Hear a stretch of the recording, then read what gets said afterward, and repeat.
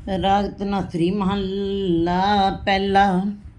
गगन में थाल रवचंद दीपक बने, तारिका मंडल जनक मोती।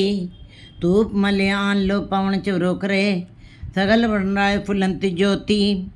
कैसी आरती होए भव खंडना तेरी आरती, अनहता शब्द वाजंत पेरी राओ। सहस तव नैन नन नैन है तोहे को, सहस मूरत नन एक तो ही। सहस पद बिमल नन एक पद गंध बिन, सहस तव गंधि विचलत मोही।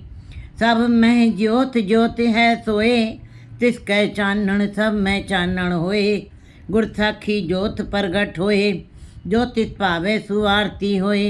हर चरण कमल मकरंद लोपित मनो, अनदिन मोहि आय प्यासा। कृपा जल दे नानक सारिंग, कहो हुए जाते तेरे नाय वासा। ये पदा अपने में बहुत गहराइयों और बुलंदियों को छुपाए बैठा है। ये गुरु नानक देव जी के मुख से द्वारा उच्चरित किया गया है।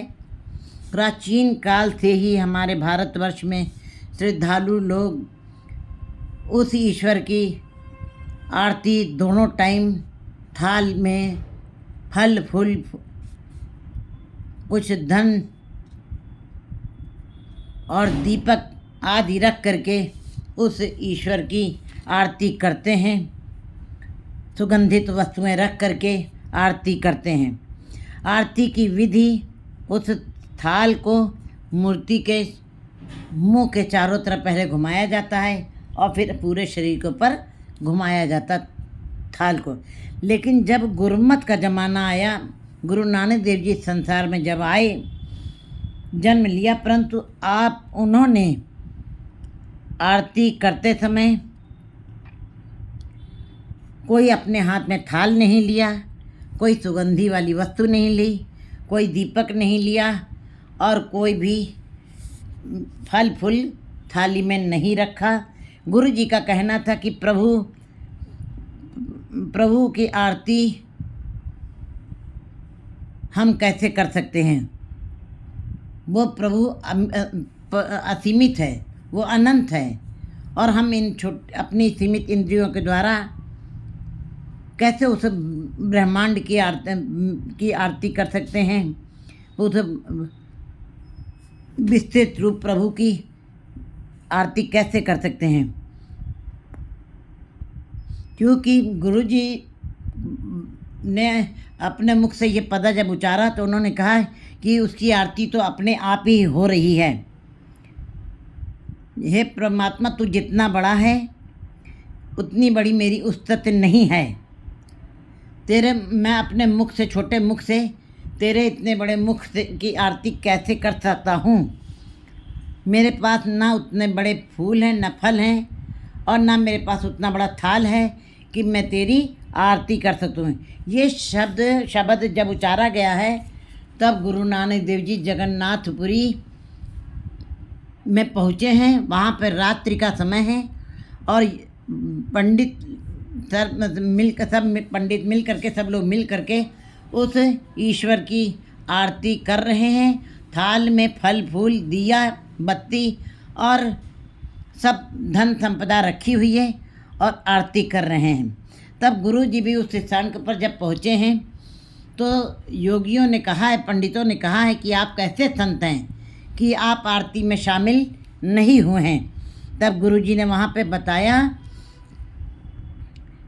कि उन्होंने ये बताया कि वो उस ईश्वर की आरती तो 24 घंटे हो रही है, हर दम हो रही है। और क्योंकि उसकी आरती कैसे हो रही है, उन्होंने फिर ये पदा उच्चारण किया, गगन में थाल रव चंद दीपक बने। उन्होंने गगन को ही, आकाश को ही थाल बना करके प्रस्तुत किया है। प्रकृति से ही सारे प्रतीक ले करके उन्होंने उस आरती को, उस पदे को अपने मुख से उचारा है और कहा कि उसकी आरती अपनी नेचर से हो रही, स्वभावता हो रही। उसकी आरती कोई जीव नहीं कर सकता, उसके अंदर कोई समर्था नहीं है कि वो कर सके। तो उन्होंने कहा कि गगन मंडल जो है यही उसका थाल है, और रवि और चंद्रमा ये उसके दैदीप्यमान दिए हैं जो सदा ही चमकते रहेंगे, जिनका प्रकाश कभी ख़त्म नहीं होगा। उस दिए की रोशनी सदा ही ये प्रकाश में रहेगी। ये सारा तारामंडल, उसके पुष्प हैं, और पहाड़ों की तरफ से आने वाली मलयागिरी की जो हवाएं हैं वही चंदन है, खुशबू है, धूप है, दीप है। और जितने तारे आकाश में, जितने तारिका मंडल हैं, वो सब उसके फूलों की तरीके से चमक रहे हैं। और सगल बन रहा है फुलंत ज्योति, और सारी बन रहा है में जितने फूल खिल रहे हैं वो बिल्कुल उसके चारों तरफ सुगंधित खुशबू फैला रहे हैं। यही उसकी धूप दीप है। सारे जीवों के दिमाग सीमित हैं, इंद्रियां सीमित हैं। हम उस असीमित की आरती अपने इस सीमित दिमाग से, सीमित इंद्रियों से कैसे कर सकते हैं। सहस्र तव नैन नन नैन है तुहे को। गुरु जी कहते हैं सरगुण रूप में तुम्हारे बहुत सारे नेत्र हैं। जैसे मनुष्य के आँखें, अनंत मनुष्य हैं, अनंत मनुष्यों की दो दो आँखें, पशु हैं, पक्षी हैं, ज़मीन में रहने वाले कीड़े मकोड़े हैं। ये सभी जितने भी अनंत जीव हैं, पशु हैं, पक्षी हैं, कीड़े मकोड़े, उनकी जो अनंत आँखें हैं वो सब तेरा ही रूप हैं। उसमें भी उसमें भी तेरा ही प्रकाश दिखाई दे रहा है। उनके अंदर भी तू ही ज्योति बिखेरा, तू ही देख रहा है। उनके अंदर से भी तू ही देख रहा है। मतलब कि कुदरत जो हमको इन आँखों से, जो कुदरत को हम देख रहे हैं इन खुली आँखों से, सरगुण रूप को, ये सब तेरी ही आँखें हैं।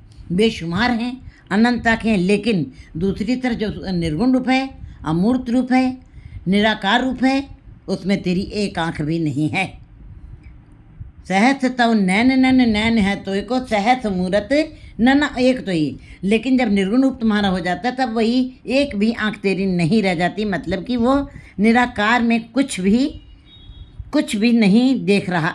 ये ऐसा कुछ नहीं है कि हाँ निराकार रूप अगर जो हो गया है, अगर जो कुछ नहीं है तो कुछ वो देख नहीं रहा। नहीं, निर्गुण रूप में भी सरगुण निर्गुण निरंकार शून्य समाधि आपन किया नानका आप ही फिर जाप। वो निर्गुण रूप में भी समाधि में था।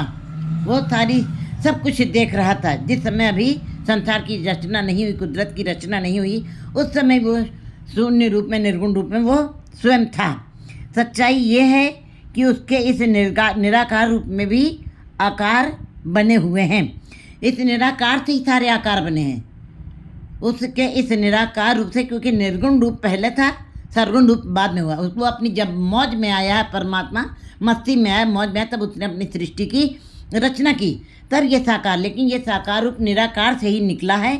साकार रूप भी तुम्हारी, तो साकार रूप में तुम्हारी अनंत मूर्तियाँ हैं, जैसे पहाड़ हैं, चंद्रमा है, नदियाँ हैं, और ये जितने भी रूप तो हमको दिखाई देते हैं, सूरज है, चंद्रमा है, तारे हैं, आकाश है, धरती है, थल है, ये जो कुछ भी हमें इन दोनों आँखों से दिखाई दे रहा है, ये सब तेरा सरगुण रूप है। कहते हैं, आगे बता रहे हैं कि गुरु जी सरगुण रूप में तुम्हारे अनंत रूप हैं, अनंत पैर हैं।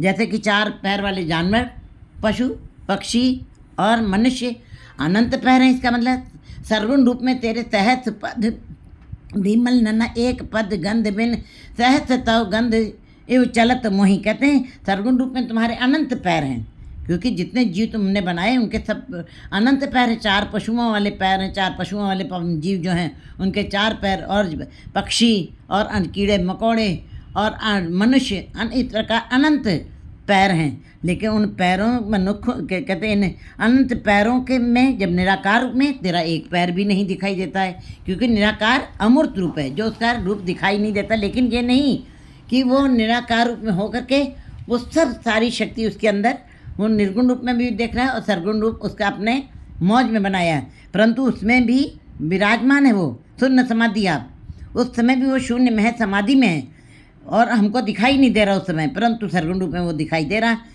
परंतु हे प्रभु, सब में तुम्हारी ही ज्योत है, सब में तुम्हारी ही ज्योत है। चींटी से कुंचर रसूला, क्योंकि चींटी से लेकर के सूरज, और फिर कहते तुम्हारी ही ज्योत सबके अंदर काम कर रही है। जिर्रे से लेके सूरज की रोशनी तक सब तेरे ही प्रकाश से चमक रहे हैं। तुम्हारा ही प्रकाश सबके अंदर से सबके अंदर से आ रहा है और सब प्रकाशित हो रहे हैं। गुरु साक्षी ज्योत प्रकट हो। लेकिन अगर गुरु हमारा मध्यस्थ बन जाए, गुरु हमारा साथी बन जाए, विचोला बन जाए, गुर साखी ज्योत प्रगट होए। अगर जो हम गुरु के साथ, गुरु कौन है? गुरु शब्द गुरु है। जितने भी धार्मिक ग्रंथ हैं उनके अंदर से जो शब्द निकले, गीत संगीत की धुनें निकली हैं, वही उनके गुरु हैं। तो गुरु शब्द गुरु, यहाँ पे देह रूपी गुरु को गुरु नहीं कहा गया है। यहाँ पे शब्द रूपी गुरु को, चाहे गीता हो, चाहे रामायण हो, चाहे कुरान शरीफ हो, चाहे बाइबिल हो, उसके अंदर से जो शब्द निकले वही गुरु कहलाते हैं, जो हमको ज्ञान देते हैं, जो हमारी अज्ञानता का अंधेरा दूर करते हैं, जो हमारे अंदर से भटकना दूर करते हैं। कहते हैं अगर जो हमारा गुरु शब्द गुरु हमारा मध्यस्थ बन जाए तो हम ये ईश्वर की ज्योत को अपने अंदर प्रकट कर सकते हैं। हे हरि, तेरे शब्द रूप चरण केवल कमल के समान हैं। यहाँ गुरु देह रूप में नहीं माना गया है। यहाँ पे गुरु शब्द रूपी चरण गुरु जो है वो कमल के समान प्रकाशित हैं, कमल के समान खुशबू दे रहे हैं, रस दे रहे हैं, आनंद दे रहे हैं। जैसे कि पुष्प में से रस निकलता है, आनंद निकलता है, चरण कमल के चरण कमलों के समान।